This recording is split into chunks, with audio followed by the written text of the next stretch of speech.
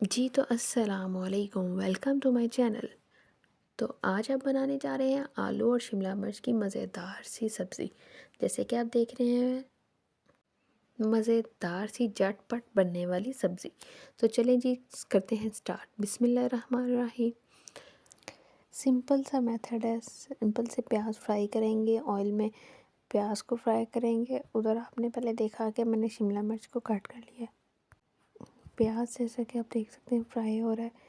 جیسے ہی پیاز فرائی ہو جائے گا ہم اس میں ادرک لہسن کا پیسٹ ڈال دیں گے 1 ٹیبل اسپون۔ اس کے بعد اس میں ٹماٹر اور ہری مرچی ایڈ کر دیں گے۔ اس کے بعد ہم لوگ اس میں مسالے ایڈ کر دیں گے۔ مسالوں میں نمک، زیرہ، خشک دھنیا، ہلدی پاؤڈر، لال مرچ کا پاؤڈر اور زیرہ اور نمک شامل کر دیں گے۔ جیسے ہی مسالہ گل جائے گا مسالے کو تھوڑی دیر بھونیں گے۔ مسالے نے آئل چھوڑ دیا ہے جیسا کہ آپ دیکھ سکتے ہیں۔ اس سٹیج پہ ہم لوگ اس میں آگے شملہ مرچ ایڈ کر دیں گے۔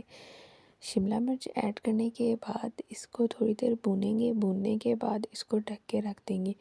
تھوڑی دیر شملہ مرچ کو گلنے کے لیے چھوڑ دیں گے۔ تھوڑی سی شملہ مرچ گل جائے گی، اس کے بعد ہم لوگ اس میں آلو ایڈ کریں گے۔ اب تھوڑی دیر شملہ مرچ کو فرائی کر رہے ہیں ہم لوگ۔ اس میں اب نے جیسے کہ دیکھا کہ یہ گل چکی ہے، کافی حد تک گل چکی ہے۔ اب اس سٹیج پہ آ کے ہم لوگ اس میں آلو ایڈ کر دیں گے۔ آلو آپ اپنی مرضی کے کاٹ سکتے ہیں، چھوٹے کاٹ سکتے ہیں۔ میں نے چھوٹے چھوٹے ہی کاٹے ہیں، بڑے بھی کاٹ سکتے ہیں، چھوٹے بھی کاٹ سکتے ہیں۔ اس کے بعد تھوڑی دیر آلو کو فرائی کریں گے۔ اس کے بعد تھوڑا سا پانی ڈال کے اس کو گلنے کے لیے چھوڑ دیں گے۔ اب جیسا کہ آپ دیکھ سکتے ہیں آلو گل چکے ہیں اور شملہ مرچ ہماری بالکل تیار ہے۔ چلیں جی اب ہم اس کو ڈش آؤٹ کرتے ہیں۔